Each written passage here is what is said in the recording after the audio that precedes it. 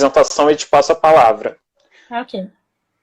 Professora Maria Aparecida Moura, ela é bacharel em Biblioteconomia pela Universidade Federal de Minas Gerais, a UFMG, é mestra em Educação pela UFMG e doutora em Comunicação e Semiótica pela Pontifícia Universidade Católica de São Paulo, a PUC-SP.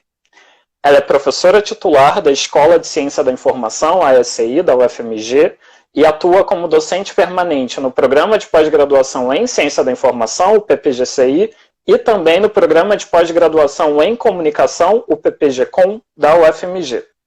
A fala da professora Cida vai ser sobre as guerras informacionais no contexto da pandemia de Covid-19. Então, professora, mais uma vez, muito obrigado por aceitar o nosso convite. Eu te passo a palavra, a gente fica entre 30 a 35 minutinhos. Tá bom. Eu tenho que tentar me organizar aqui, olhar para ver se... enfim, vamos lá. Boa tarde, não, boa noite, né, a todos e todas. É um prazer enorme estar aqui com vocês, né, nesse evento. A ideia de trabalhar com esse tema, né, das guerras informacionais, tem a ver com o momento e com os desafios que o campo da ciência da informação e a área da biblioteconomia têm passado. Então, a ideia não é aprofundar, mas colocar algumas questões, algumas discussões para que a gente possa avançar aí para frente. Então, assim, o primeiro aspecto que eu gostaria de colocar, assim, falar um pouco do contexto, né, como é que surge esse tema e a importância. Eu acho que a primeira questão é a necessidade da gente migrar ou transitar, né, nesse território que sai, né, do foco de atenção das ferramentas e suportes de informação para os processos de significação. Né? Então, a gente discutir guerra informacional é importante porque o campo da ciência da informação e a atividade bibliotecária, ela está fortemente envolvida, né, na infraestrutura dessas guerras, do modo como elas se realizam, para amenizar ou para acirrar esse processo. Nós estamos, de algum modo, envolvidos.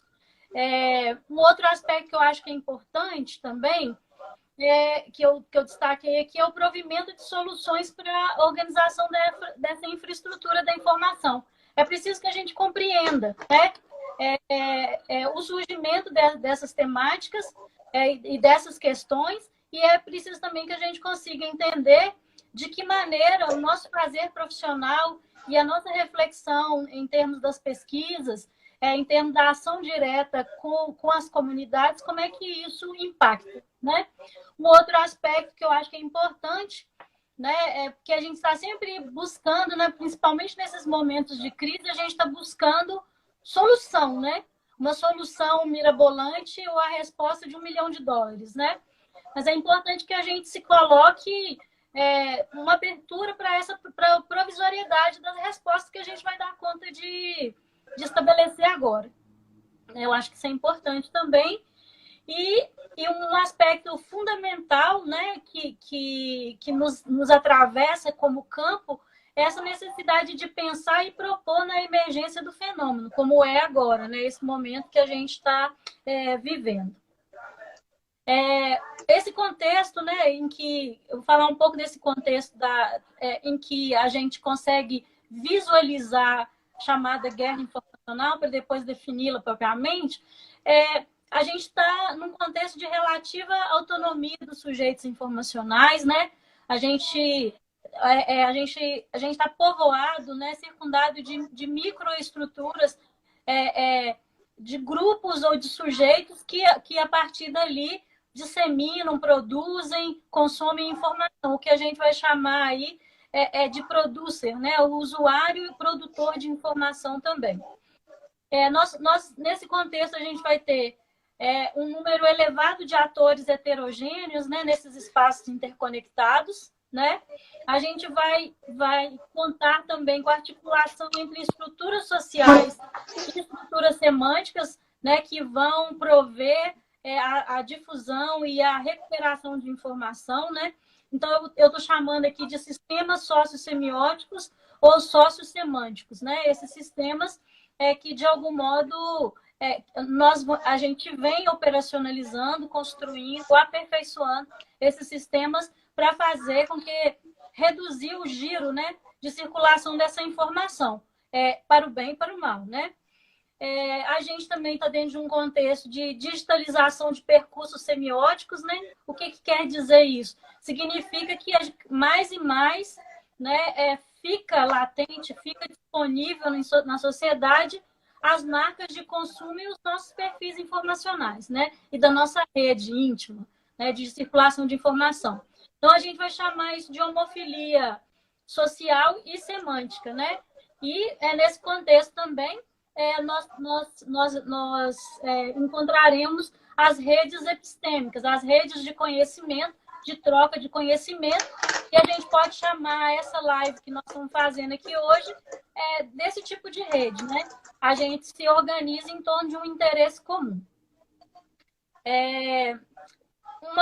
Um outro aspecto importante é destacar também, né, que esse processo de intensificação da digitalização e da circulação de informação e, vamos dizer, uma certa amicabilidade dos dispositivos, permitindo, né, que as pessoas possam produzir conteúdos, ela vai ser bastante impactante, né, nesse processo de consumo ou de atravessamento das chamadas guerras informacionais.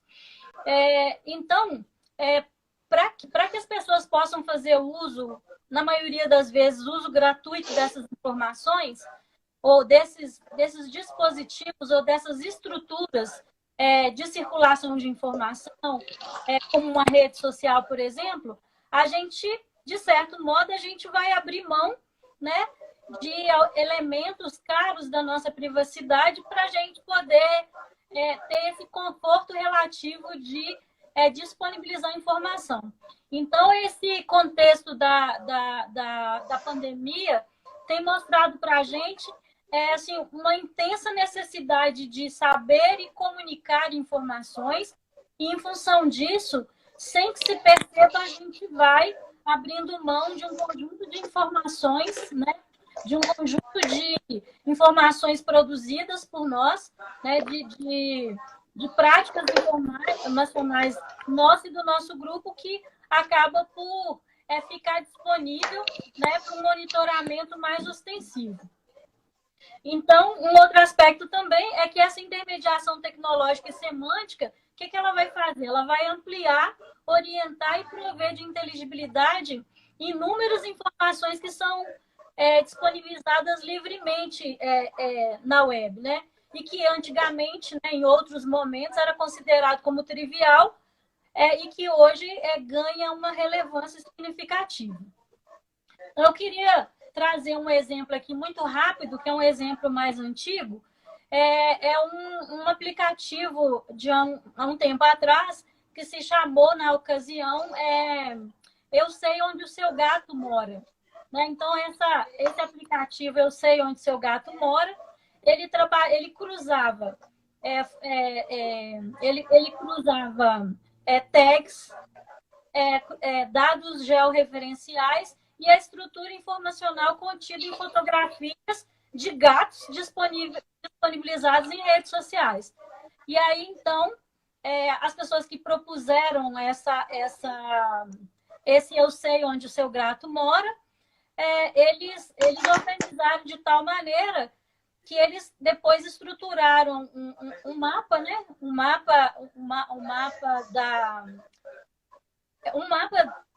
mundi mesmo, né? E um mapa com a representação das casas e tudo isso, e colocaram em sobreposição as fotografias dos gatos encontrados na rede. Então, é disso que se trata. Quer dizer, hoje em dia, essas informações que a gente coloca, de certo modo, de uma forma tranquila na internet, pode gerar um tipo de produto como esse, que, em princípio, pareceu não ser algo complexo, mas que pelo marcador, né?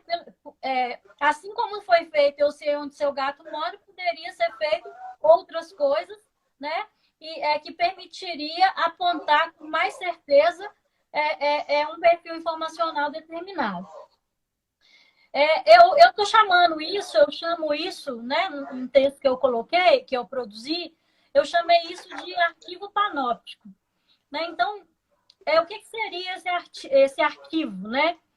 É um arquivo que permite, né, o estabelecimento de um estado consciente de permanente visibilidade. Né? Então, a partir daí, então, a vida dos sujeitos passa a ser disponibilizada na rede, né? Sem que os atores sociais necessariamente eles produzem e fazem circular informação, mas eles não são, nesse caso, sujeitos de comunicação, porque essa informação ela é articulada à revelia, né, do interesse desses sujeitos. Então, esses arquivos panópticos, eles permitem ordenar diversidades, multiplicidades humanas, articulando a um só tempo vínculos políticos, econômicos, sociais e jurídicos. Né? Então, é algo que a princípio parece ser algo ingênuo, né? O que é isso? Mas há hoje assim, formas, né? Formas cada vez mais robustas, né? De dar densidade e legibilidade a esse tipo de rastro que a gente vai deixando na web. Esse arquivo, né, ele é estruturado através de registro dos perfis em mosaico, né?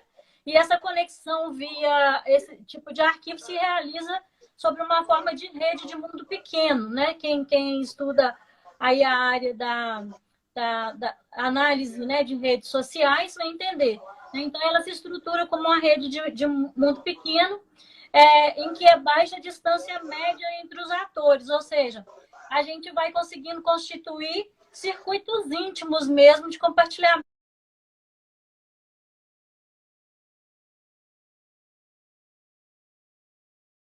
de informação. E aí o que a gente vai perceber, né, nos dias atuais, mas não é um fenômeno absolutamente de ontem, né? É um fenômeno que a gente vem acompanhando há pelo menos 20 anos.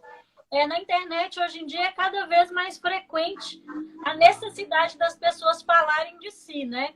De reivindicar o direito de mostrar, se mostrar acessível aos outros, né?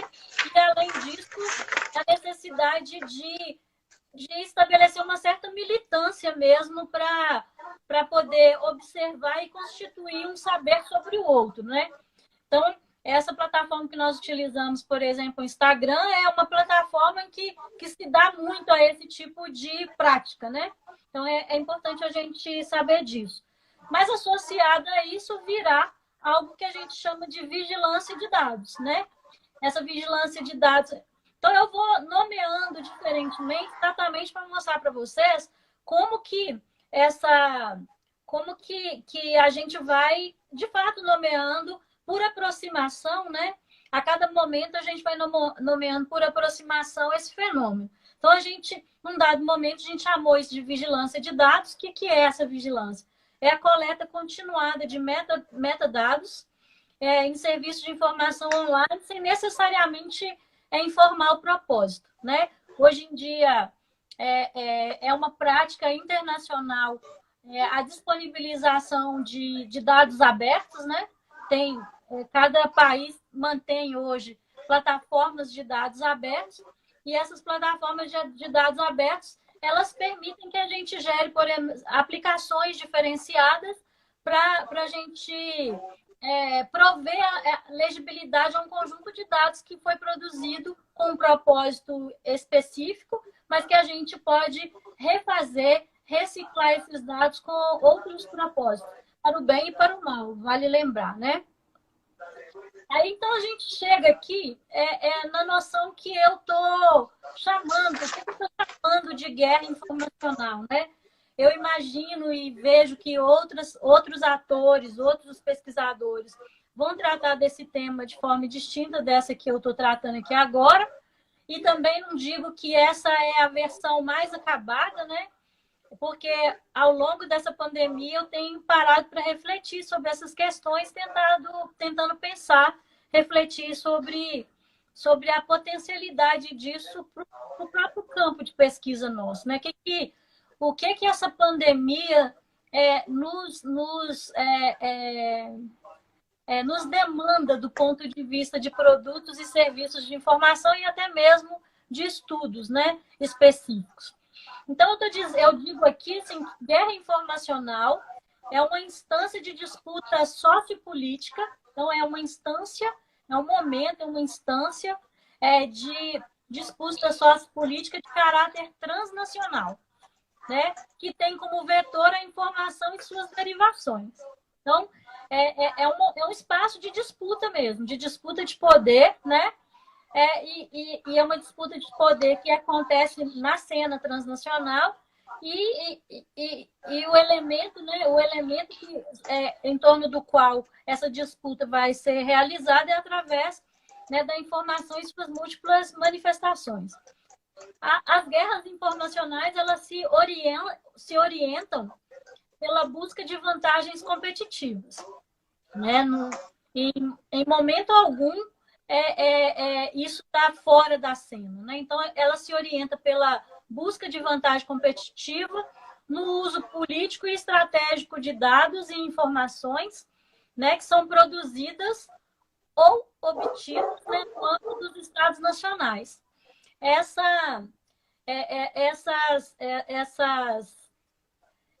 práticas, essa disputa, ela vai incidir e tensionar a posição política de um dado Estado nacional ou de um dado grupo social determinado, vai incidir também sobre a autodeterminação informativa das nações, né, e das pessoas individualmente. Ela vai incidir sobre os recursos humanos e naturais, né? Quando a gente vai falar um pouco dos estados nacionais, ela vai incidir de alguma maneira sobre o conhecimento detalhado sobre esses recursos humanos e naturais e as fragilidades também referentes a isso e também vai incidir, impactar sobretudo na soberania nacional. Então, quer dizer, quando a gente vai ver esse fenômeno da pandemia, o processo de contaminação nos estados nacionais, a gente vai percebendo, né, a alteração de práticas desses países em relação a determinadas informações que podem tornar essas instituições ou esses países, vamos dizer assim, frágeis diante, né, como potência, diante de outras nações. Né? Então, no caso brasileiro, por exemplo, é notório, né, sobretudo no início do processo da pandemia, é notório uma movimentação de subnotificação dos casos de morte, mesmo dos casos de contaminação. É exatamente com o propósito de dizer que está tudo bem, né? Para poder produzir uma informação positiva em nível internacional e produzir um controle social interno também, né? Então, acho que é importante a gente não perder de vista isso. Nessas guerras informacionais, ou né, nessa movimentação, ou nessas instâncias, o que a gente vai perceber é um encapsulamento, uma espécie de bolha mesmo, que é objetiva, mas que também é dinâmica, né, dos dados. Então, a gente vai encapsular esses dados, né, dinamicamente, né, eu busco e ressignifico esses dados dinamicamente. Então, eu vou encapsular dinamicamente os dados, os dados sobre os valores sociais e políticos de um determinado grupo social, né? As crenças, os discursos, a infraestrutura sociopolítica também e os comportamentos informacionais.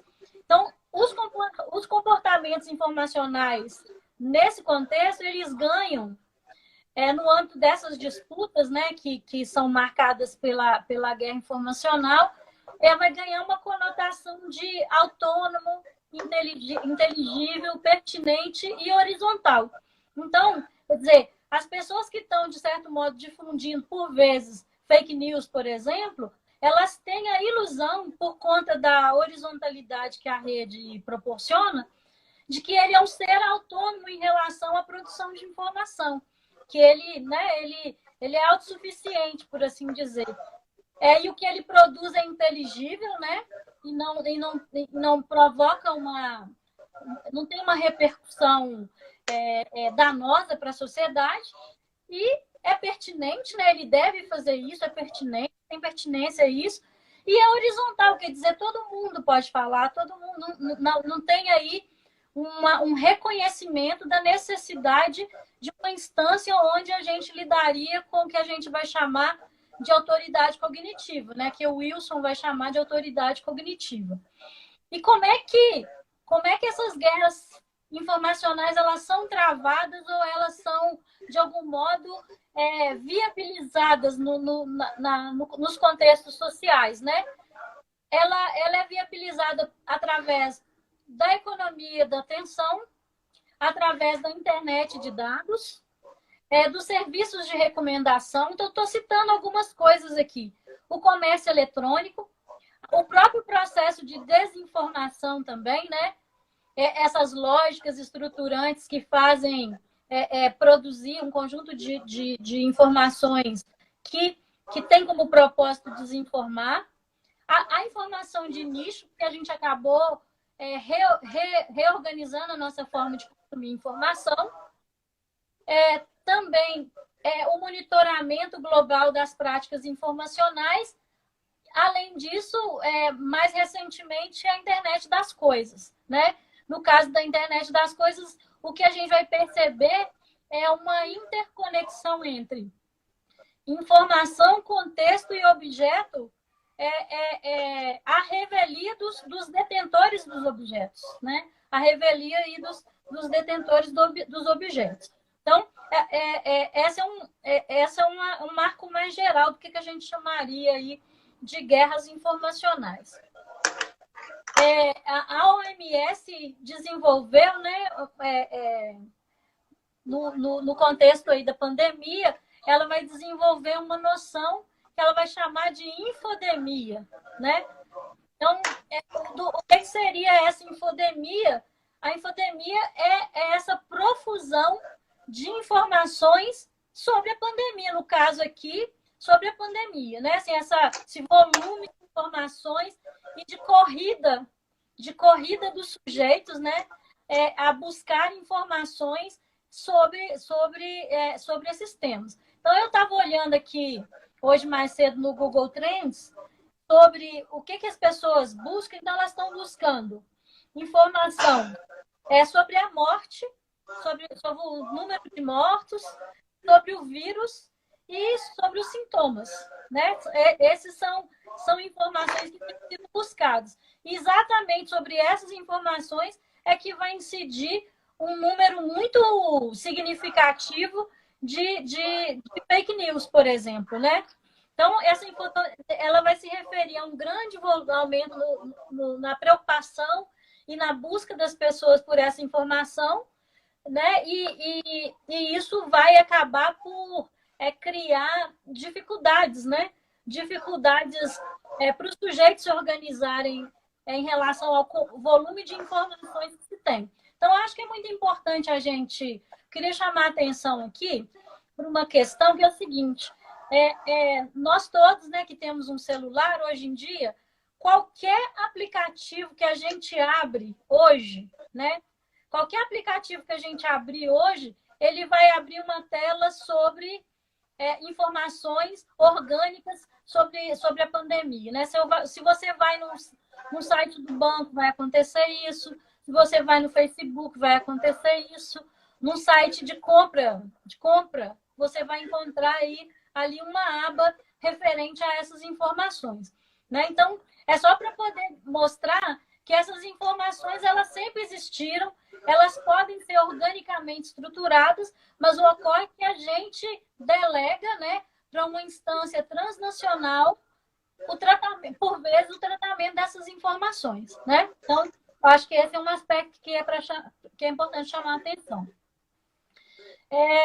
E quais que são os riscos, né? Olhando lá nas informações produzidas pela OMS, uma preocupação que a OMS tem em relação à infodemia, né, que eles estão chamando aí de infodemia, é a dificuldade de que as fontes idôneas e orientações confiáveis sejam encontradas pelas pessoas que precisam, tomadores de decisão, pessoal da área médica, mesmo as pessoas, os sujeitos individualmente também, os CPFs, né, que agora virou um pouco de piada, o CPF contra nome das grandes empresas. Então, assim, o primeiro risco da infodemia é essa produção desordenada e ela não permitir filtros, né? Não permitir que a gente organize em função de uma necessidade específica, né? E aí isso é, vamos dizer assim, é um caminho enorme de possibilidade para camadas de desinformação serem estruturadas aí. Outro aspecto também importante é o nível de ansiedade que pode gerar, né? A ansiedade da informação, que a gente fala disso há anos, né, no nosso campo, né? A própria ansiedade da informação, que da pessoa não saber muito bem como traduzir aquelas informações com uma necessidade específica. Isso torna as pessoas deprimidas, sobrecarregadas ou exaustas emocionalmente. Então, quer dizer, no início mesmo da quarentena no Brasil, a gente percebeu isso acontecendo com muita expressividade, né? Ela pode também afetar a tomada de decisão, conforme eu já falei, e também, em função disso, a ausência de um controle de qualidade, porque nem tudo que é publicado passa por um processo de auditoria, né? De auditoria, assim, de controle mesmo dessa qualidade dessa informação. Então, assim, eu quis trazer um pouco esse cenário, né? Onde que, para a gente começar a visualizar como que o campo da ciência da informação está até os poros, assim, os últimos fios do cabelo implicado nesse processo, né? Porque a gente, de algum modo, as nossas ferramentas, nossos procedimentos, a nossa atividade profissional, ela visa, de algum modo, trabalhar exatamente nessa instância da auditoria e na criação de ambientes, na validação de ambientes para a existência desses fluxos informacionais, né? Então, o que a gente vai perceber nessa disputa e nessas guerras informacionais é a própria noção de verdade, né? É a própria noção de verdade sendo questionada, né? E o que a gente vai perceber na literatura é que a própria palavra verdade, ela não tem um sentido único. Isso quer dizer que a ideia de verdade, ela não é estável, né? Ela vai variar culturalmente, tem coisas que são aceitáveis e coisas que não são aceitáveis, né? Então, a gente, ao invés de falar de verdade, a gente vai poder falar mesmo de valor social da verdade, né? E aí, o que seria mentir, né? Mentir nesse contexto, a mentira para o contexto, para a nossa área de atuação, é uma violação do conhecimento, né? Então, a mentira é uma violação da norma de conhecimento.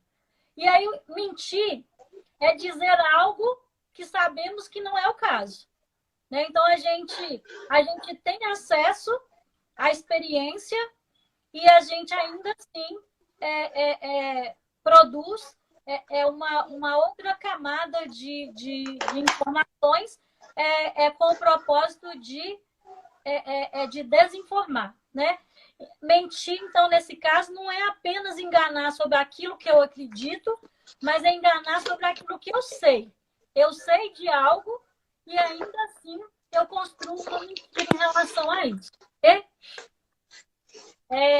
E o que tem havido nesse contexto de pós-verdade é o apagamento dessa barreira entre o verdadeiro e o falso, né?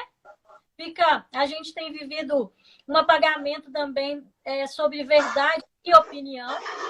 É exatamente por conta dessa provável pseudo-horizontalidade no fluxo de informação. E a gente vai perceber também um aumento do relativismo, né? No Brasil, a gente tem tido muitos exemplos, né? Atualmente, muitos exemplos em relação a esse relativismo, né? E também essa extensão da capacidade da comunicação reverberando, né? Novas camadas de informação sobre as quais a gente não tem um controle objetivo. E aí, quando a gente vai pensar o Covid, o que ele vai colocar em evidência? O Covid vai colocar em evidência interesses e fragilidades sociopolíticas, vai colocar em evidência o risco, né? Vai colocar em evidência também arranjos econômicos e mercantis. A gente tem percebido aí um conjunto de informações que tem sido produzido, uma corrida mesmo dos países com poder econômico mais substancial, correndo já na direção dos laboratórios, né, onde provavelmente sairá essa vacina ou as possibilidades de controle sanitário dessa pandemia. Então, a gente está nessa estrutura. Né, o Covid também ele vai colocar em evidência o protecionismo, né, que é exatamente que eu acabei de falar, e vai colocar em evidência também, misturado nessa balbúrdia, nesse conjunto de coisas, nós vamos ter necessidades informacionais. De que tipo? São necessidades informacionais para sobreviver. Eu não quero morrer, então como é que eu tenho necessidades para sobreviver, para identificar, né? Eu não estou doente, fulano tal não está doente, como é que eu identifico essa situação? Quais são as melhores fontes de informação sobre isso? Para socorrer também, né? Como é que eu ajudo alguém sem me colocar em risco? Como é que será esse processo?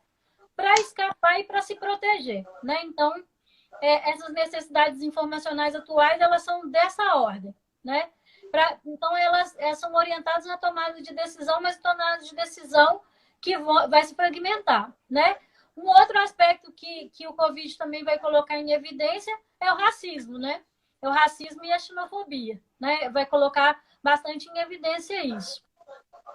Vai colocar em evidência ainda a intensificação da vigilância, e essa intensificação da vigilância é realizada pela profusão de sistemas digitais de vigilância pervasiva, que a gente sequer autorizou ou toma conhecimento de como é que isso ocorre. Então, assim, voltando à própria ideia de desinformação, mais que fake news, talvez, a desinformação seria, então, a capacidade intelectual de fazer os sujeitos informacionais, admitirem coisas que contradizem, por vezes, a evidência. A coisa está ali na ponta do nariz dele, mas há uma amálgama, uma forma de organizar essa informação que leva esse sujeito a achar, não, é plausível essa informação, eu vou fazer circular, né? E isso está associado aos meios técnicos que vão tornar essas ilusões, né, essa informação ilusória, contagiosa, né?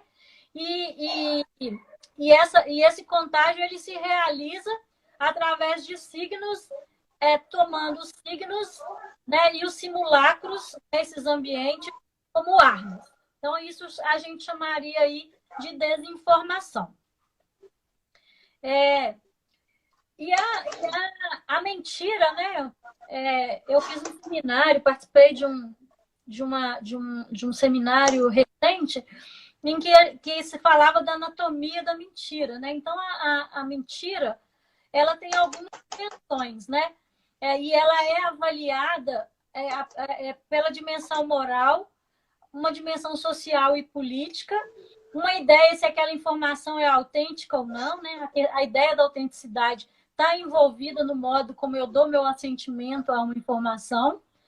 A dimensão testemunhal, que é quem é que disse isso? Onde é que estava essa informação? Uma dimensão informacional, né, que toda essa estrutura, né, sociotécnica de organização mesmo dos fluxos informacionais, dentre eles dados e metadados. É uma dimensão jurídica. Quem divulga esse tipo de informação, ele incorre em quê, né? Assim, qual que são os riscos que podem acontecer? E uma dimensão psicológica também, né? Então, não vai dar tempo de entrar nesses detalhes, mas essas seriam algumas das dimensões. E a mentira, nesse contexto de guerra informacional, ela tem um modus operandi, né? Então, o modus operandi da mentira nesse contexto, ele vai envolver um aspecto semântico, né? Que é dar forma a um sentido eficaz, né? Então, eu organizo isso semanticamente. Um outro aspecto é uma dimensão retórica, que quer dizer, que eu vou persuadir, né, esses mecanismos de persuasão para fazer o sujeito expor uma opinião ou a ser encorajado a difundir determinadas informações, mesmo quando ele não tem os elementos, né,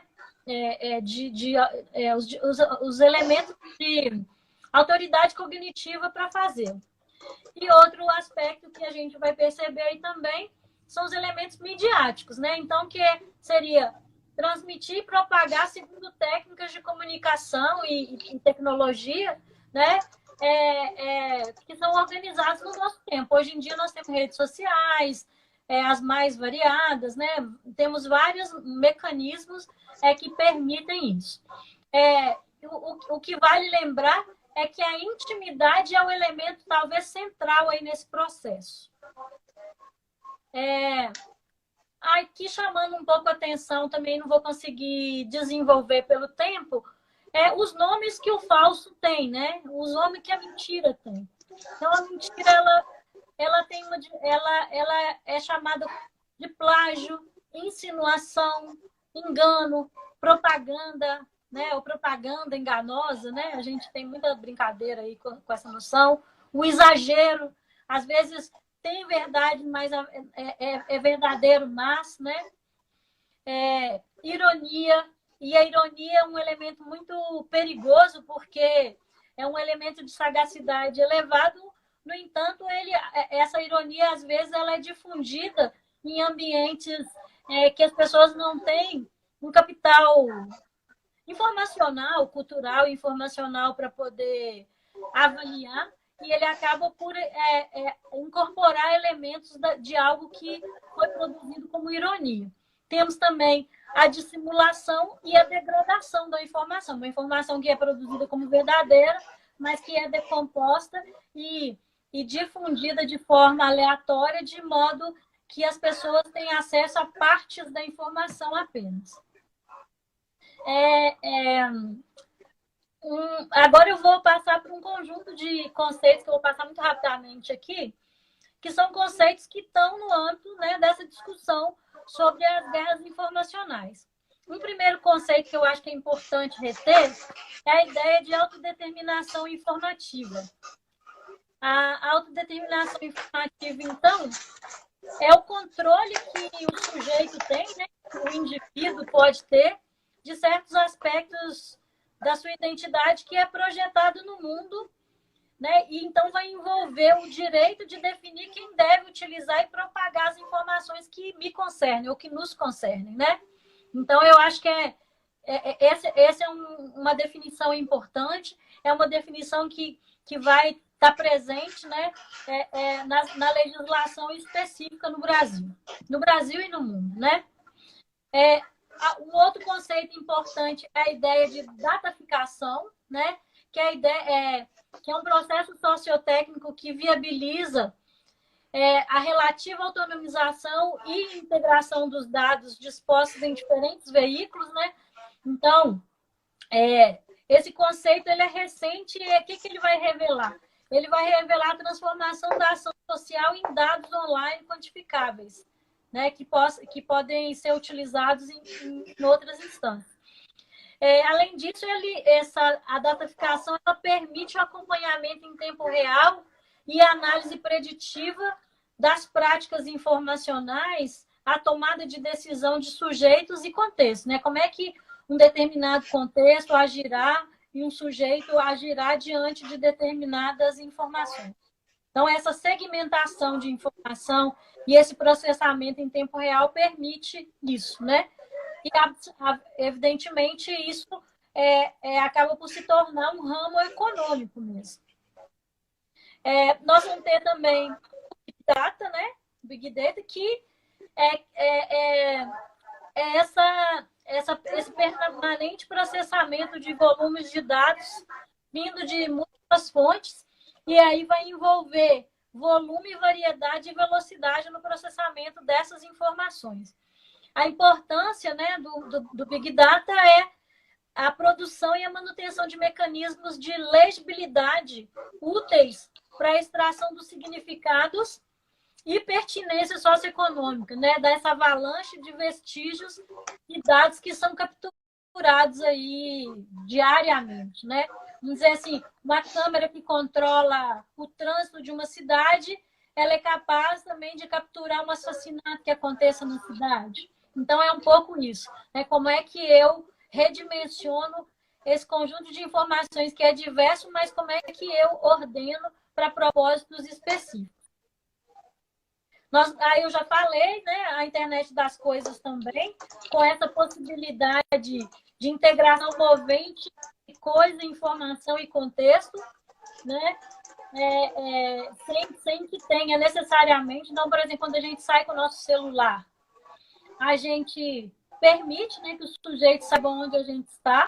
Então, o Ministério mesmo da Saúde criou um aplicativo de informações sobre o Covid, em que a primeira informação que ele me pede, quando eu entro no aplicativo, é meus dados de localização. Exatamente para eles já começarem a mapear o tipo de dúvida que está surgindo e onde está surgindo. E na medida em que a pessoa vai informando sobre as suas características físicas naquele momento, seus sintomas, aí vai se configurando uma área onde haverá contaminação, por exemplo. Outra informação muito importante, outro aspecto importante aí. Não sei se eu acho que... Você está me ouvindo? Eu estou te ouvindo, professora, mas eu não sei se... Você me ouve também? É porque congelou a minha imagem, mas não tem problema. Então, são os dados pessoais, são essas informações declarativas, né? Que a gente vai chamar de dados declarativos ou dados declaratórios que os sujeitos vão compartilhando aí nos diversos ambientes de informação que ele busca, né? Então, são informações que são coletadas automaticamente também. Então, essa dinâmica da coleta automática, a revelia do sujeito, é um marcador importante das guerras informacionais. Outro aspecto que eu já chamei a atenção é a própria economia da atenção, né? E a economia da atenção acontecendo num contexto de sobrecarga informacional, de atenção parcial contínua, né, dos sujeitos e de multitarefa. Então, o sujeito está nesses ambientes e ele vamos dizer, por assim dizer, ele vai sendo bombardeado por um conjunto de informações que ele não dá conta. E por não dar conta, esse campo da economia da atenção vai agir, né, atuar para que essa informação possa ser segmentada e orientada a uma demanda específica. Então, quais são as formas de comercialização aí da economia da atenção? É a localização dos conteúdos, a organização, hierarquização e visualização desses conteúdos, o engajamento participativo e animação das comunidades, né?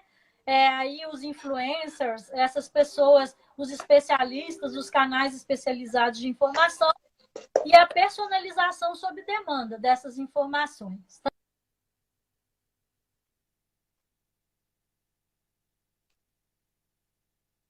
Professora, eu Eu não sei se eu comecei a falar por cima da sua fala, professora, mas é porque para mim o áudio acabou de cortar. E eu não sei se você consegue me ouvir.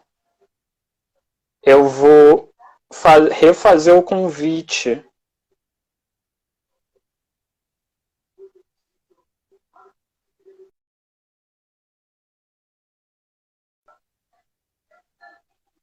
Pessoal, eu estou reconvidando a professora Cida.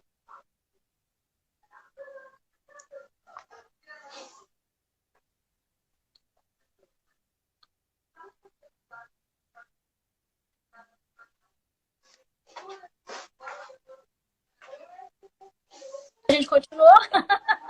Agora sim, professora, justamente na parte da explicação sobre economia da atenção, começou a ficar mudo. Aí o pessoal mandou aqui que ficou mudo também e refiz o convite. Tá bom, então deixa eu voltar aqui. Então, a economia da atenção. Essa economia subjacente aos serviços informacionais integrados online e os conceitos operadores, né, da economia da atenção. É a sobrecarga informacional, a atenção parcial contínua e a multitarefa. E as formas de comercialização principais, né, de comercialização no âmbito da economia da atenção é a localização de conteúdo, que é algo muito caro para nós, né, para a área de ciência, informação e biblioteconomia, a organização, hierarquização e visualização de conteúdos, o engajamento participativo e animação de comunidades e a personalização sob demanda. Então, são os elementos aí que vão orientar, organizar esse campo. E aqui, saindo desse conjunto de conceitual, indo para um outro momento, é importante a gente perceber assim, que as informações e as fake news nesse contexto, elas têm uma característica, vamos dizer assim, sociossemiótica, né? Então, essas informações, elas têm umas características que, num estudo que eu fiz recentemente com a professora Lorena Tavares, a gente publicou um artigo recente, um capítulo de livro, em que a gente trata um pouco desse aspecto. Então, as dimensões da fake news, né? Uma primeira característica que eu acho importante destacar é a narrativa sensacionalista, que circula dentro de um grupo social específico, né? É uma narrativa sensacionalista plausível dentro daquele grupo. Então, já existe um marcador ali, uma troca íntima, e essa troca íntima permite que alguns tipos de informação circulem ali sem sofrer um questionamento muito forte.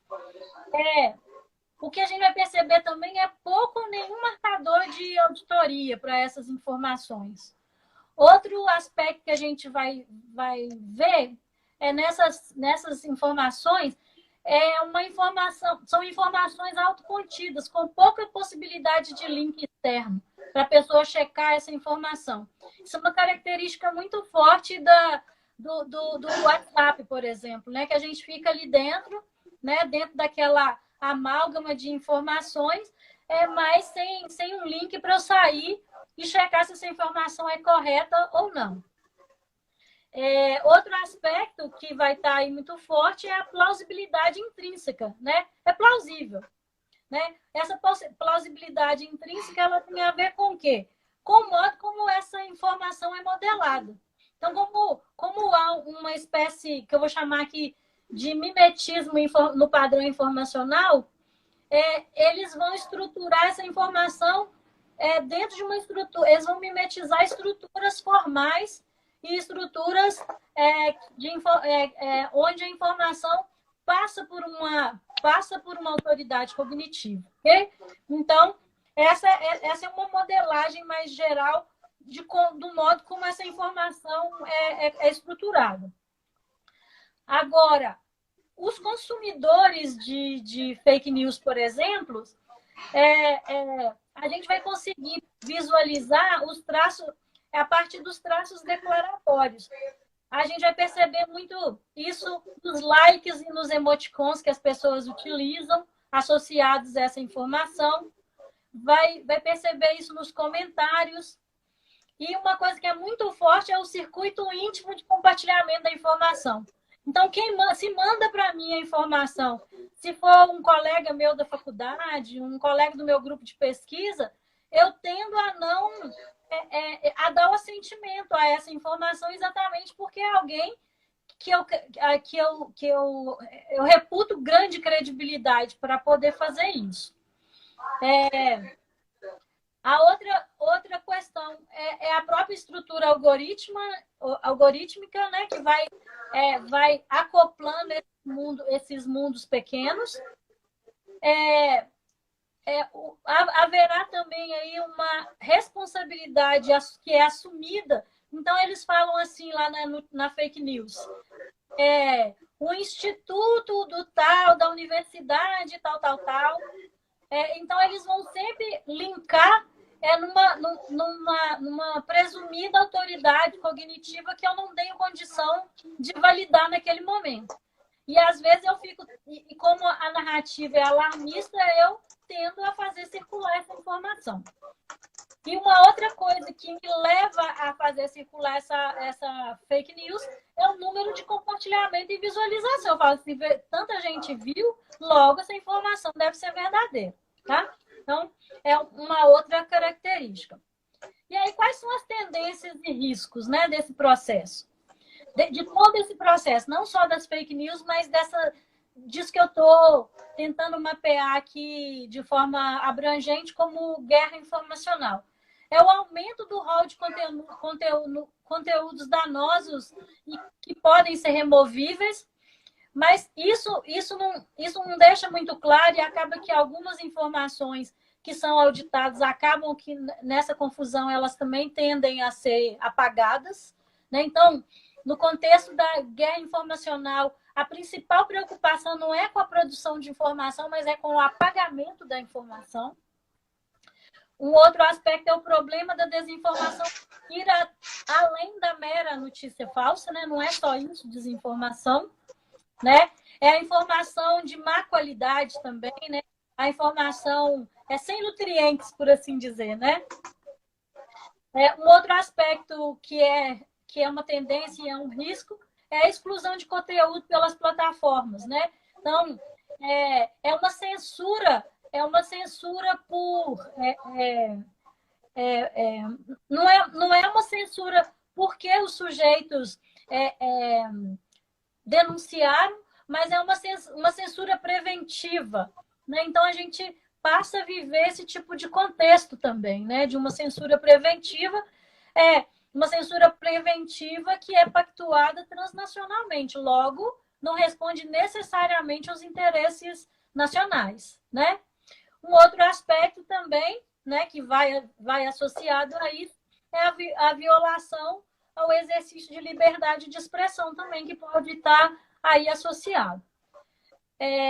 Finalmente, né, hoje eu entrei lá na mensagem que uma colega nossa, né, a Giulia Cripa, que está na Itália, lá em quarentena, na Itália há alguns meses, há 2 meses mais precisamente, aí ela, num dado momento, ela escreveu assim, tateando nas incertezas, né?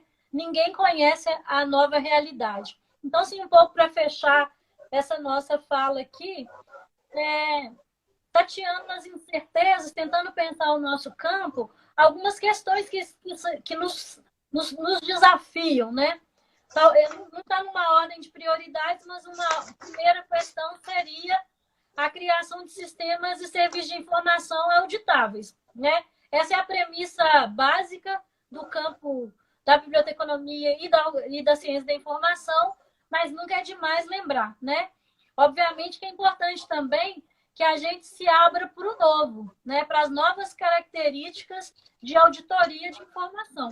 Não dá para a gente pensar só naquilo que historicamente se produziu, mas como é que a gente agrega novas nuances de auditoria nesse processo. Outra coisa é a compreensão e aplicação da noção de autoridade cognitiva, né? Que é muito importante essa vigilância e essa ampliação e a gente nos compreendendo como autoridades cognitivas nesse contexto. Outra coisa que eu acho acho que é fundamental é a gente ocupar os ambientes digitais de modo mais propositivo, né? Nós, como pesquisadores e profissionais de informação, a gente trabalhar de modo mais propositivo aí nesse processo. Um outro aspecto também é a geração de mecanismo de validação da informação com base em fontes heterogêneas. Quer dizer, aplicativos gerados a partir, por exemplo, de bases de dados abertos, né? Eu estava conversando com meu filho esses dias, e ele é da área de computação, e ele está, então, buscando fontes abertas de informação para poder dar visibilidade aos números reais de notificação, aos dados reais de morte e contaminação em Minas Gerais. Por quê? Porque as bases institucionais elas são lidas de forma enviesada e a ausência dessa articulação fora um conjunto de informações que a gente precisa conhecer, né? A gente ficar vigilante, participar na composição, né, na construção de legislações inclusivas e pautadas pela autodeterminação informativa, né? Eu acho que é muito importante que a gente pense nisso também. E o outro aspecto, né, que tem a ver com isso é a própria ideia de accountability, né? A ideia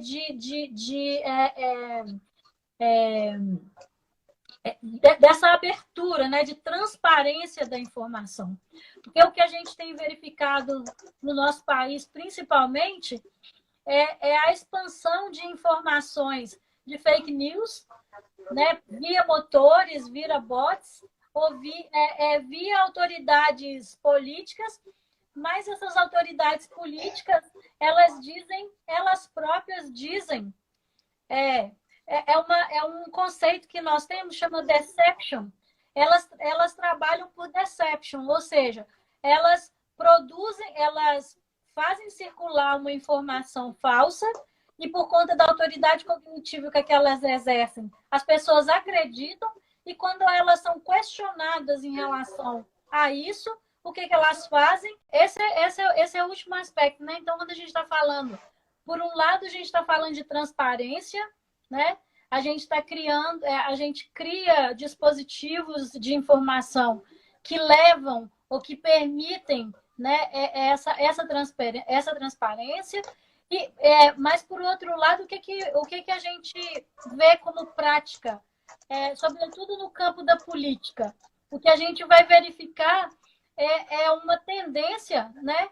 É uma tendência política de difusão, pautada pela autoridade cognitiva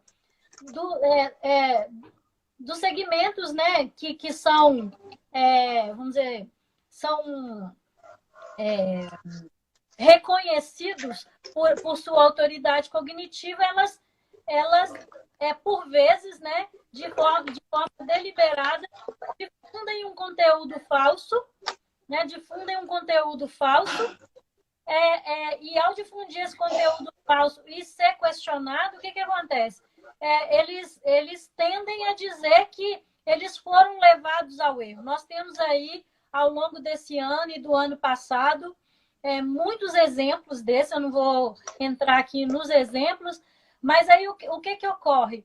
É uma forma, né? É um mecanismo de guerra informacional, né? É uma prática, né? Uma das práticas presentes, né, nesse procedimento de guerra informacional, que é impedir essa rastreabilidade de uma intenção. Né? A pessoa sabe que o conteúdo é falso, ele dissemina o conteúdo a partir de um link terceiro, dissemina essa informação e depois diz que ele não tem culpa nenhuma. E nessa altura do campeonato, né, um dia depois, ou sei lá, 6, 4, 5, 6 horas depois, o estrago já foi realizado. Então, esses elementos todos que eu vim trazendo aí para vocês é no sentido de mostrar que tudo isso nos toca, né? Nos implica profissionalmente. Então, é preciso que a gente tenha ciência disso, né? Que o nosso papel como profissional da informação vai muito além dos espaços físicos, né? De troca de informação, dos ambientes sociais, né? Sobretudo agora em que a gente precisa cada vez mais compreender quais são as lógicas, né, de estruturação disso. Mas eu queria agradecer, desculpar assim, as idas e vindas e acreditar, esperar, né, que tenha sido de proveito para vocês. Muito obrigada pelo convite. Obrigado, professora. A gente aqui agradece, na verdade, foi extremamente proveitoso. A equipe está aqui toda dizendo, a gente aprendeu vários conceitos de forma muito didática, foi muito bom te ouvir e aprender todos esses conceitos e seus significados. As pessoas nos comentários também estão te elogiando muito, desde a outra live que eu interrompi, nessa live continua, e as reações, os corações sobem. Eu vou te passar, professora, eu vou te passar as perguntas que chegaram. Algumas chegaram com certa antecedência no nosso box de perguntas nos stories e algumas já são aqui dos comentários. Então, pessoal, se vocês tiverem também algumas perguntas para fazer, até nos próximos 2 minutinhos a equipe fica recolhendo perguntas para a gente passar. Então, quem tiver um questionamento, um comentário para a professora Cida, pode escrever aí nos comentários da live. Professora, a primeira pergunta que chegou foi: qual é a relação dessa guerra informacional com a pandemia de Covid-19 com a falsa guerra do movimento anti-vacina que já existia antes? Eu penso assim, que todos estão imbricados no mesmo contexto, né? Se a gente vai falar dessa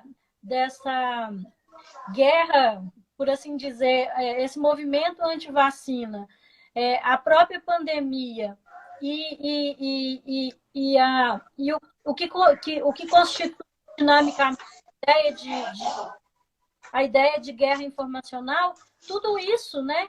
Tudo isso é manifestação dessa guerra. É uma manifestação, porque se a gente vai considerar a ideia de pós-verdade como parte integrante dessa infraestrutura, e a gente vai ver a luta anti-vacina como através de fake news, a gente vai perceber que tudo faz parte, né? São elementos de um mesmo fenômeno. Então, é importante lembrar, por exemplo, que no início da pandemia, quando eu estava montando essa apresentação, no início da pandemia, o que se lia, né, na literatura internacional era um conceito que chamava infoguerra. Né? Então, e por infoguerra eles estavam discutindo assim, era aquele conjunto de informações que dizia que esse vírus tinha sido fabricado e que era um vírus para prejudicar o país X ou o país Y. Então, tem um conjunto... isso faz parte de um mesmo fenômeno, né? A gente vai compreender essa noção de guerra informacional de uma forma mais ampla e suas manifestações, ou as suas formas, seu modus operandi, né? O modus operandi da guerra informacional, ela tem um modus operandi que é absolutamente mercadológico e comercialmente compreensível, mas, por outro lado, tem uma dinâmica também que conecta ao modus operandi lícito, por assim dizer, que vai promover, né, essa dinâmica, vai promover de forma mais ampla essa noção. Né? Então, não há uma ausência de vínculo, não. Eles estão imbricados aí, são partes do fenômeno. É o modus operandi mesmo do fenômeno de uma maneira mais genérica.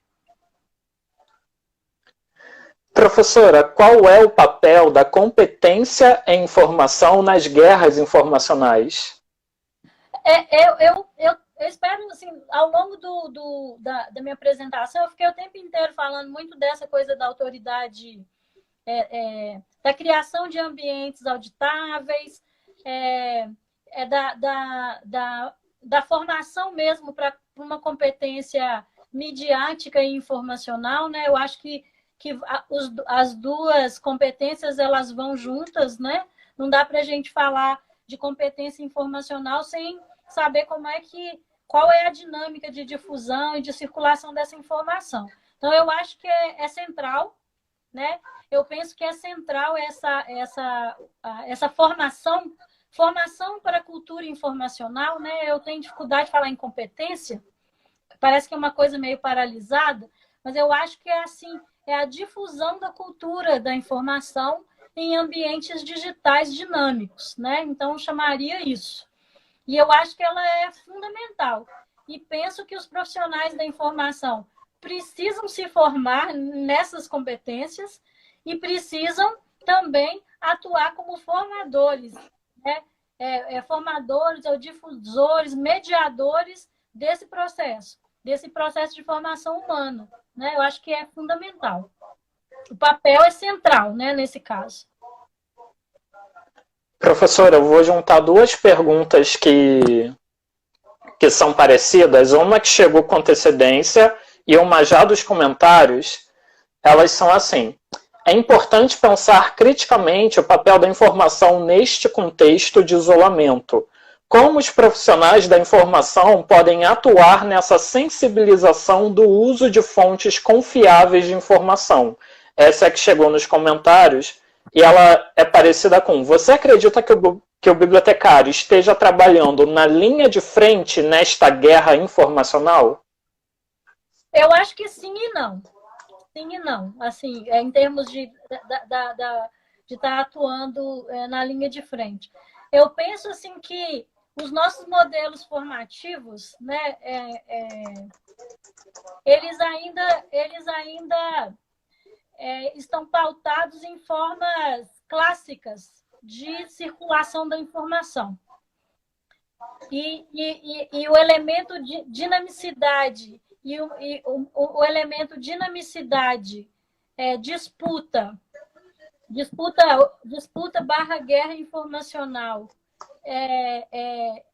esse elemento ainda não está presente nas operações, assim, ou está presente de forma nuançada na formação dos bibliotecários, por exemplo, né? Então, eu acho que nós temos toda a competência para fazer, mas nos dias atuais, o que me choca bastante é que os ambientes, as instituições que montam infraestruturas voltadas para o combate a fake news, por exemplo, o que a gente vai perceber que eles custam a lembrar que um bibliotecário pode atuar como liderando essa equipe, né? Eu acho que falta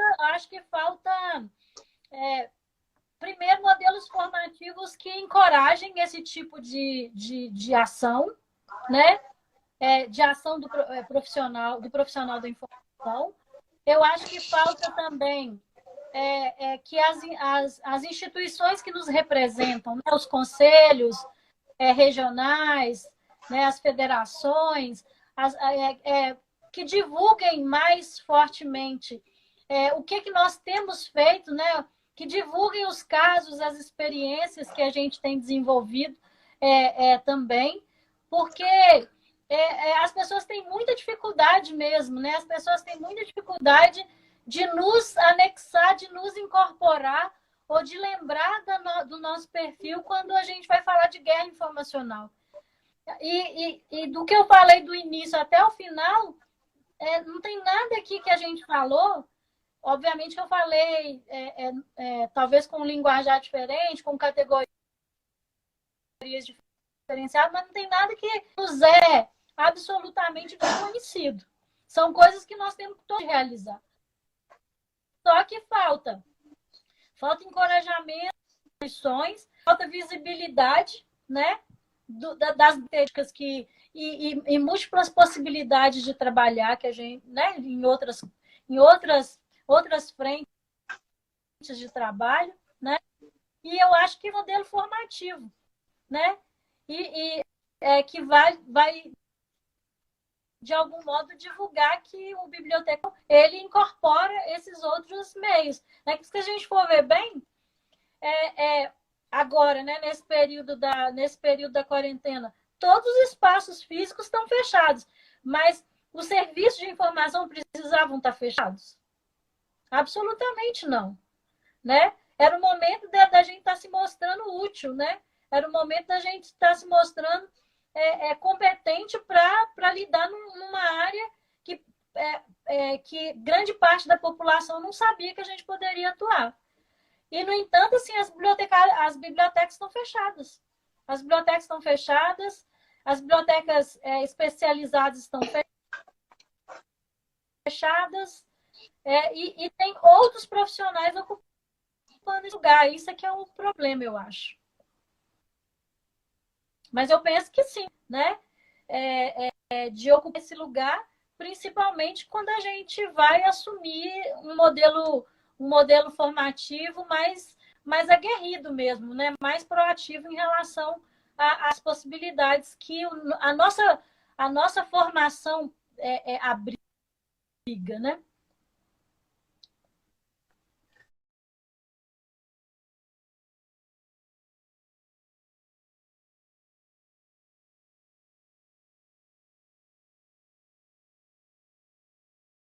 Guerras informacionais naquilo que Foucault chama de guerra civil em A Sociedade Punitiva? Olha, eu não saberia dizer porque eu não trabalho com esse conceito especificamente, né? Eu não saberia dizer quais são os pontos de contato, mas de tudo que a gente lê, né? Quando Foucault vai falar de dispositivo, quando ele vai falar de panóptico, né? Quando ele vai falar de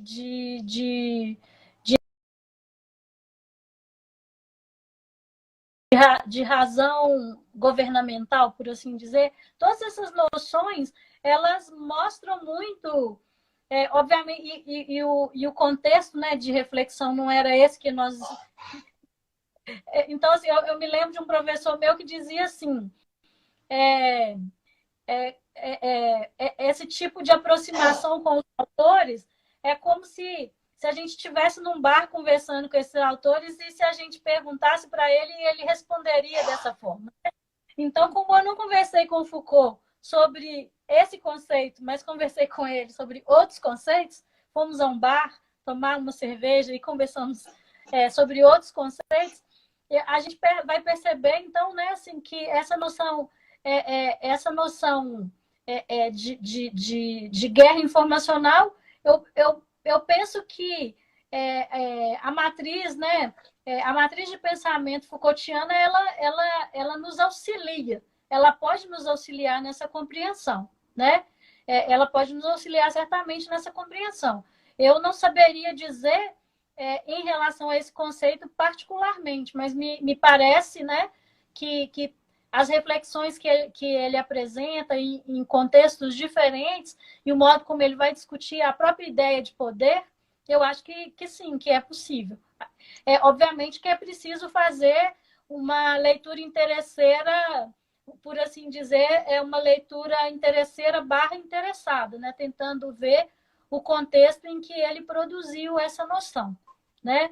Não dá para a gente só fazer a mobilidade dos conceitos, mas fazer uma mobilidade de uma forma dialogada, né? Então, acho que desse ponto de vista pode ser, me parece possível, mas eu não teria algo para dizer assim objetivamente. Professora, você vê que a produção de conteúdo na web por parte de profissionais da informação pode ajudar a politizar e empoderar esses sujeitos informacionais? Eu acredito que sim. Eu acho que nós somos muito tímidos, né? Eu acho que o campo é muito tímido ainda em relação ao que a gente é capaz de produzir. Assim, eu acho que a gente ainda é muito tímido. Mas a gente trabalha, né? A nossa atividade, nós temos disciplinas mesmo da nossa área de formação que é voltado exatamente para avaliação de fontes informacionais. O que é isso? Não, a modelagem, a gente cria fontes de informação, a gente trabalha com a estrutura semântica mesmo de organização da informação. Então, esses elementos todos vão constituir a possibilidade de qualificar essa informação, né? Então, eu acredito fortemente nessa possibilidade, porque a gente lida com isso o tempo inteiro, né? Então, o que falta mesmo é a gente ser menos tímido em relação a uma competência que a gente, né, uma cultura que faz parte da nossa formação profissional. Professora Cida, como os espaços de ensino e de prática da ciência da informação e da biblioteconomia poderiam atuar de forma mais efetiva em prol dos milhões de invisíveis descortinados pela pandemia? Olha, tem tanta coisa para fazer, sabe? Eu acho, assim, uma crítica que eu faço grande é a nossa incapacidade ou uma certa impotência nossa em agir na emergência do fenômeno. A gente, me parece que por vezes a gente quer esperar que o fenômeno se manifeste no seu esplendor, na sua totalidade. No totalidade eu não diria, mas para que a gente pudesse começar a agir, sabe? Então, eu penso que o que a pandemia está ensinando para a gente é exatamente isso, né? De que não dá para a gente planejar a coisa apenas no momento em que em que morreram assim 10 mil pessoas no país, né? É importante que a gente consiga construir, né? Que a gente consiga construir, por exemplo, projetos de extensão, né? Projetos de extensão, projetos sociais em que o foco que tenha como foco a informação, que a gente consiga produzir, por exemplo, rádio comunitária, né? Outro dia eu tive acesso, eu achei tão bacana, né? Garden é um projeto que disponibiliza, né? Rádios do mundo inteiro, tanto rádios formais como rádios comunitárias. E, quer dizer, a gente tem toda a condição, né? E como é um aplicativo, a gente tem toda a condição de gerar o desenvolvimento desse conjunto de informações e difundir através de rádio num aplicativo de celular, por exemplo, né? Que é um aplicativo de celular. Então, a gente tem toda a condição de produzir, de fazer essa disseminação seletiva da informação, sabe? Essa disseminação seletiva e qualitativa de informação. Porque o que a gente percebe assim, também uma movimentação que acontece só em função... O sinal foi dado o alerta e a gente sai correndo para poder produzir algo. Então, acho que a gente tem que começar a trabalhar.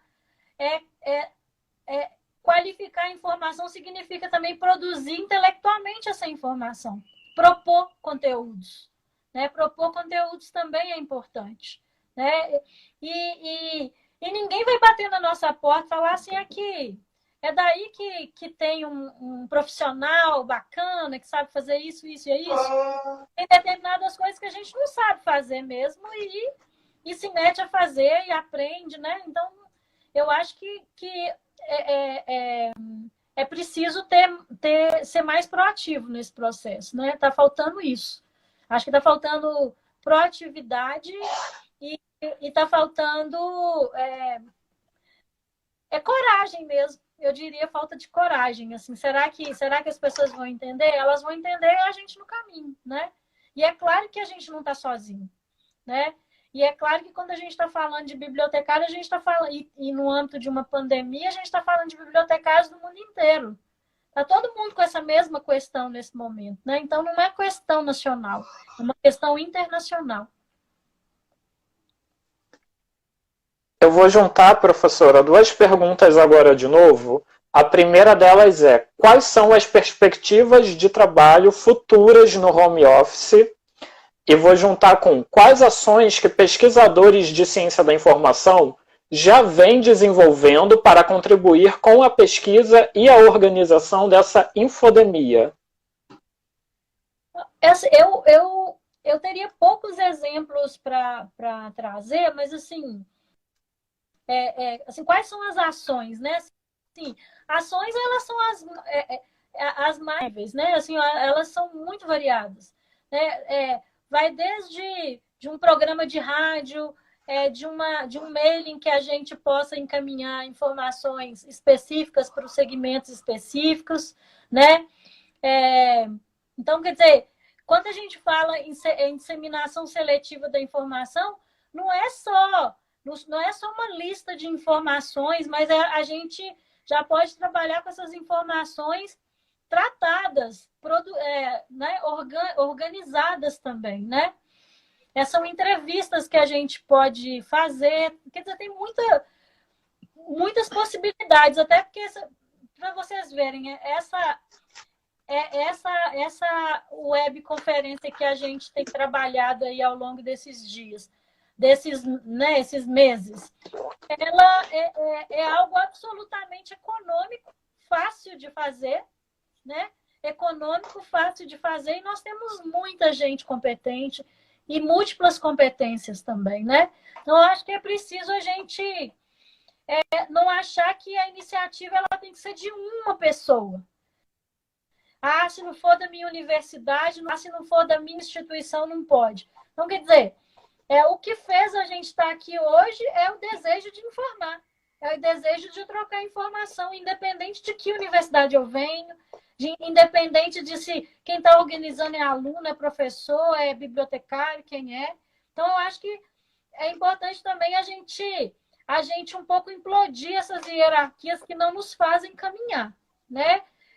Na minha opinião, assim, os produtos e serviços todos que estão por aí podem ser organizados, né?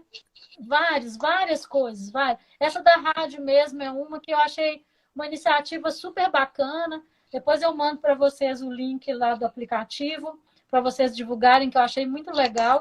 Aí, outro dia, assim, eu entrei nesse jardim de rádios, aí fiquei navegando, falei assim, agora eu vou em Moçambique, agora eu vou não sei onde, agora eu vou no Senegal, agora eu vou no sei tal. E qual não foi meu espanto que eu fui fazendo rodando, né, assim, mudando de estação e de países, que a preocupação central desses países todos, onde é que eu passava, se não era uma rádio só de música, mas onde estava tendo notícia, a discussão do coronavírus estava posta.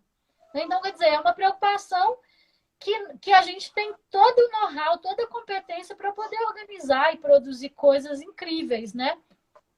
Assim, e as experiências são várias. Assim, a gente fez esse texto que a gente produziu. A gente falou um pouco dessa anatomia da mentira e fizemos a análise nesse artigo, nesse capítulo de livro que eu e a Lorena publicamos. A gente discutiu um pouco a possibilidade de um instrumento mesmo para detecção de fake news na área da saúde, por exemplo. E quando a gente escreveu, a gente nem estava imaginando que isso seria necessário agora, né? Então, a gente ficou estudando as características e aplicadas especificamente à área da saúde. Então, acho que é cada um olhar na sua área de atuação e a linguagem e os dispositivos que as pessoas têm mais proximidade para utilizar e, a partir daí, organizar, né? Organizar ferramentas, propostas, instrumentos que possam ajudar aquela comunidade em particular. Né? Não dá também para a gente querer enfiar a goela alguns dispositivos que não são nem do interesse nem da intimidade de certos grupos sociais, principalmente os grupos vulnerabilizados. Né? Então, a gente tem que ver modos de fazer isso, né? Modos de fazer, não será sozinho. em parceria, né, com as instituições, com as pessoas. Agora tem uma última pergunta que chegou, que a gente vai passar para a senhora, que é como trabalhar de modo propositivo para superar a horizontalidade dos discursos. Eu não acredito, assim, que a horizontalidade dos discursos ela seja negativa no sentido amplo. É que essa ideia de horizontalidade ela não é negativa no sentido das trocas informacionais, né? Não tem negatividade aí. A dificuldade maior é quando essa ideia de horizontalidade ela encoraja a difusão de informações não qualitativas, porque a pessoa se sente encorajada a produzir, disponibilizar sem ter uma preocupação mesmo de como que essa informação vai circular, vai reverberar, e os produtos, né, e os constrangimentos que essa informação pode gerar, né? Então, eu não sou adepta da ideia de verticalidade, assim, né, em termos da autoridade. Mas eu acho que é importante que isso seja feito com responsabilidade, né? Que essa horizontalidade ela não seja uma horizontalidade fictícia, né? Uma horizontalidade que entre aspas, né, para inglês ver, né? Porque o que a gente está vendo no país atualmente é isso, né? É uma horizontalidade para inglês ver. Quer dizer, se difunde um conjunto de informações empobrecidas mesmo, né?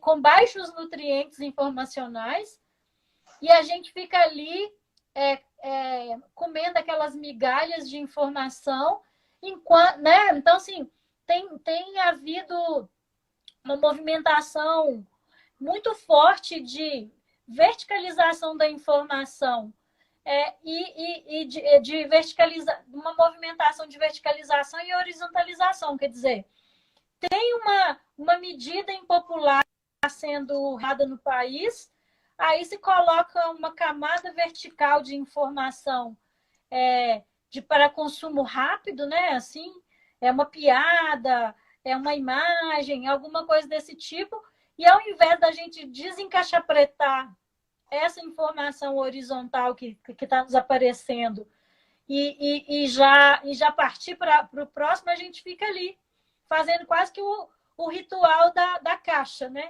Tem uma caixa de informação que não nos informa nada. Então, o que está acontecendo? Principalmente nas redes sociais hoje, é que a gente está em volta, né, de uma horizontalidade fictícia.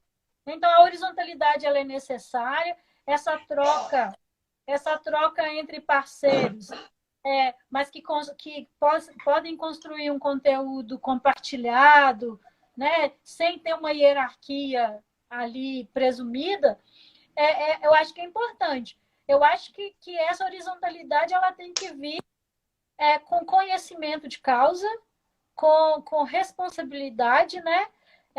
Principalmente conhecimento de causa e responsabilidade, para que o conteúdo que a gente esteja disseminando seja um conteúdo para tomada de decisão, para conscientização política, né?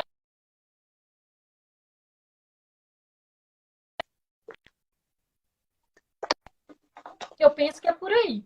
Não há uma necessidade de ruptura com a horizontalidade, né? Mas é necessário que a gente esteja ainda mais responsável, dado que há uma horizontalidade que é presumida. Ela só é presumida, é bom que se saiba. Professora, então, muito obrigado. De nada. Pela sua fala, foi muito bom te ouvir.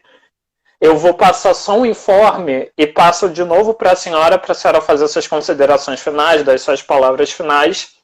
O informe é que amanhã a nossa live vai ser no YouTube, vai ser no canal do YouTube WebConcib também, é só jogar lá, 18 horas, o mesmo horário que a gente tem seguido até aqui, tem feito até aqui. Vai ser com o Charley Luz, que vai falar com a gente sobre protagonismo profissional, como será o novo normal Então, só lembrando isso, que amanhã a live vai ser no canal do YouTube. Qualquer coisa, o link está aqui na bio da gente, do perfil no Instagram. E o informe é basicamente esse. Professor, então eu passo a palavra de novo para você, para as suas considerações finais, para a sua mensagem para a Biblioteconomia e para a Ciência da Informação. Por favor. Tá. Bom, eu queria primeiro agradecer, primeiro parabenizar essa iniciativa, né, de nos agregar a todos, né, a comunidade da Ciência da Informação, de uma forma respeitosa e horizontal. Né? Essa dinâmica eu achei muito importante, né? Eu parabenizo mesmo. Queria agradecer a oportunidade, né? E me condição aí, né? Sabe, quando o novo normal começa, né? Então, me colocar à disposição para novas trocas, outras possibilidades que vocês venham a desenhar. Mas quero agradecer muito, assim, foi uma provocação interessante, né? Porque eu venho pensando nessas coisas e a oportunidade de pensar em voz alta é muito legal, né? Então, subindo aqui nas carinhas, eu vi vários ex-alunos, vários colegas de trabalho. Fiquei feliz de encontrar as pessoas, né? E saber que, de algum modo, a gente está conversando, né? E que a gente está produzindo saberes. É isso. Muito obrigado, vida longa a essa webconferência. A gente que agradece, professora. A gente tem uma segunda etapa do projeto que está por vir, que está sendo desenhada, implementada nesse momento.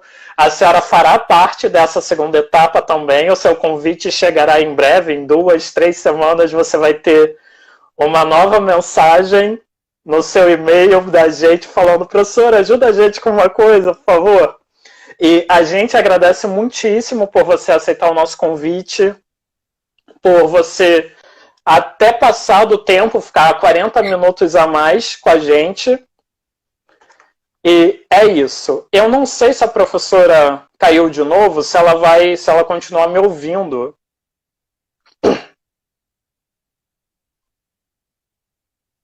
Eu não sei se a professora continua me ouvindo.